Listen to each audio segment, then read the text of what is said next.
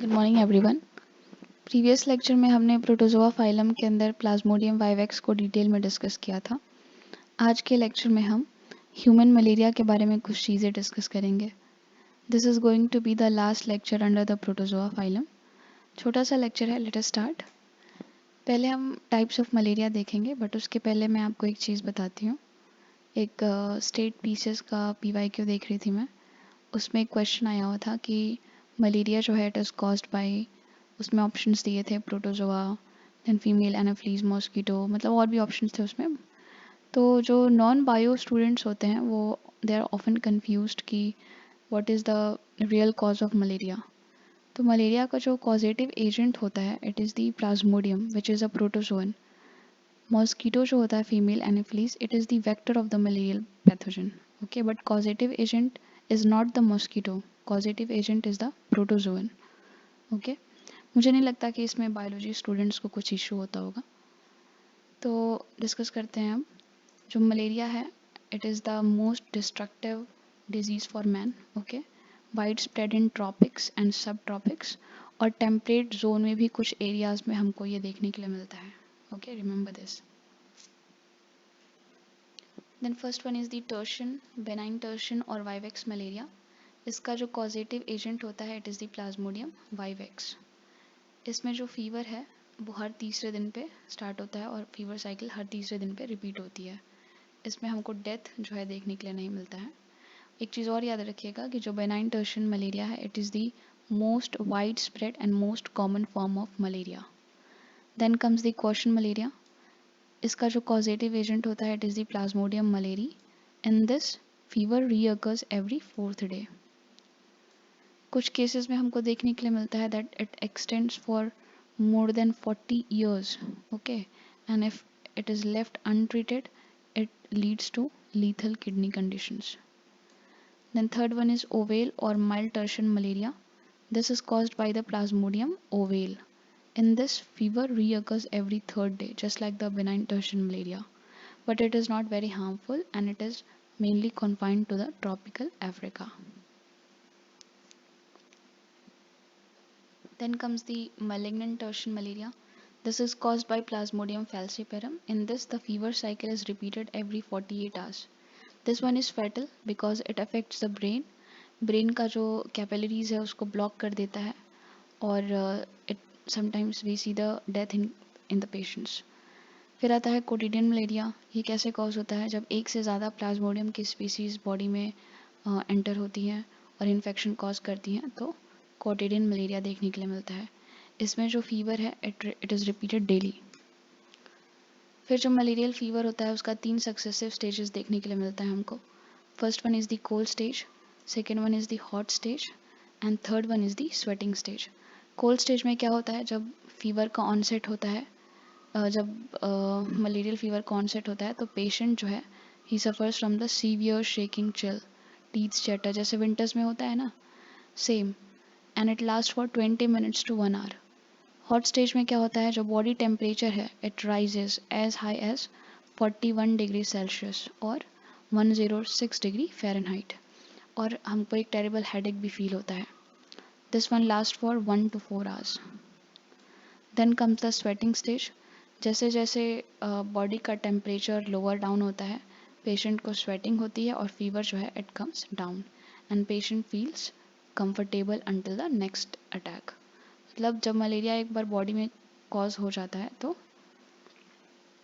Fever का cycle हर species के हिसाब से किसी का 3 दिन, किसी का 4 दिन ऐसे रिपीट होता रहता है। ठीक है, और ये सारे स्टेजेस देखने के लिए मिलते हैं हर एक साइकिल में।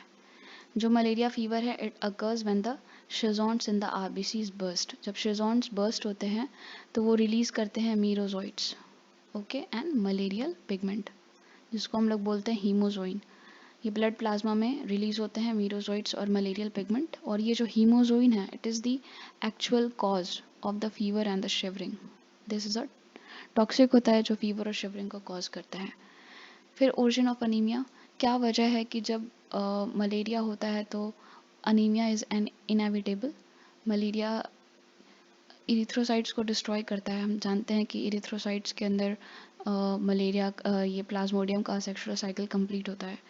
तो अनीमिया कैसे हो जाता है? फिर पहली चीज़ तो यही कि आरबीसीज का डिस्ट्रक्शन हो जाता है, मीरोसॉइट्स जो हैं वो रिलीज़ होते हैं और इरिथ्रोसाइट्स को डिस्ट्रॉय करते हैं। फिर जो इन्फेक्टेड इरिथ्रोसाइट्स होते हैं, ऑब्वियस सी बात है, इन्फेक्टेड हो गए तो फ्रेजाइल हो जाते हैं, ईजिली रप्चर हो जाते हैं। फिर जो हमारा स्प्लीन है वो इनलार्ज होकर के एक लाइटिक सब्सटेंस क्रिएट करता है जिसको हम लोग लाइजोलेसिथिन बोलते हैं, और ये जो सब्सटेंस है ये इरिथ्रोसाइट्स को डिस्ट्रॉय करता है। स्प्लीन हम जानते हैं, यहाँ पे हमारा आरबीसी का फॉर्मेशन होता है, ठीक है ना। देन मलेरियल पैरासाइट भी एक तरीके का सब्सटेंस रिलीज करता है जिसको हम लोग हीमोलाइसिन बोलते हैं, और ये जो केमिकल है it brings about the haemolysis of some normal erythrocytes. तो इतने तरीके से आरबीसीज का डिस्ट्रक्शन हो जाता है कि आरबीसीज का डिफिशिएंसी हो जाता है बॉडी में, ठीक है, या फिर आरबीसीज डिसफंक्शन हो जाते हैं and person becomes anaemic. Chronic cases में जो स्प्लीन है इट बिकम्स एनलार्ज्ड और sometimes it ruptures under the trauma. Falciparum का हमने देख ही लिया कि ये ब्लॉकेज कॉज करता है ब्रेन कैपिलरीज में and it results in death. It also causes the black water fever. ये बहुत ही डेंजरस होता है। इसमें क्या होता है, जो आरबीसीज होते हैं उनका होल सेल डिस्ट्रक्शन देखने के लिए मिलता है, ओके, और जो हमारा यूरिन होता है उसमें हीमोग्लोबिन का एक्सक्रीशन देखने के लिए मिलता है। फिर मलेरिया का कंट्रोल कैसे कर सकते हैं? पहली चीज़ तो ये है कि आप मॉस्कीटोज़ को डिस्ट्रॉय कर दीजिए by traps, by using fumigation methods. Fumigation के लिए हम लोग सल्फर, पायरिथ्रम, क्रिजोल ये सारी चीज़ें यूज़ कर सकते हैं। Then by spraying of DDT, mosquito bombs, although these are temporary methods. फिर एक स्टेरिलाइजेशन भी टेक्निक देखने के लिए मिलती है हमको, जापान में it has been very effective. फिर दूसरा ये है कि जो ब्रीडिंग प्लेसेस होते हैं मॉस्कीटोज़ के उनको आप एलिमिनेट कर दीजिए। सबको पता है कि जो मॉस्कीटोज़ होते हैं उनका फेवरेट प्लेस क्या होता है ब्रीडिंग करने का, स्टैगनेंट वाटर। तो घरों में जो एटलीस्ट जो स्टैगनेंट वाटर जहाँ पे है उसको तो आप एलिमिनेट कर ही सकते हैं अपने अपने घरों में। फिर स्वैम्पी एरियाज़ हो गए हैं, मार्शेस हो गए हैं, पिट्स हो गए हैं, डिचेस हो गए हैं। पिट्स वगैरह जो है उनको आप स्टोन्स फिल कर सकते हैं उसमें। ओपन ड्रेन्स जो हैं घरों के आसपास, खास करके जो ड्रेन्स हैं उनको तो कवर करके रख ही सकते हैं, बाकी मोहल्ले का तो कुछ कह नहीं सकते। फिर destruction of larva and pupae, proper drainage बहुत ज़रूरी है। ऑयल स्क्रीन्स यूज़ कर सकते हैं like petroleum, paraffin oil, crude oil, ये सारी चीज़ें हम ऑयल स्क्रीन्स में यूज़ कर सकते हैं। ऑयल स्क्रीनिंग में क्या होता है, जो लार्वा और प्यूपे होता है वो ऑक्सीजन उनको प्रॉपरली नहीं मिल पाता और उनकी डेथ हो जाती है। फिर केमिकल लार्विसाइड्स भी यूज़ कर सकते हैं like DDT, then benzene hexachloride, ये सारी चीज़ें। बायोलॉजिकल मेथड्स में आपको पता ही है कि हम कुछ लार्विसाइडल फिशेस भी यूज़ करते हैं, इनको इंड्यूस कर सकते हैं ब्रीडिंग प्लेसेस पे।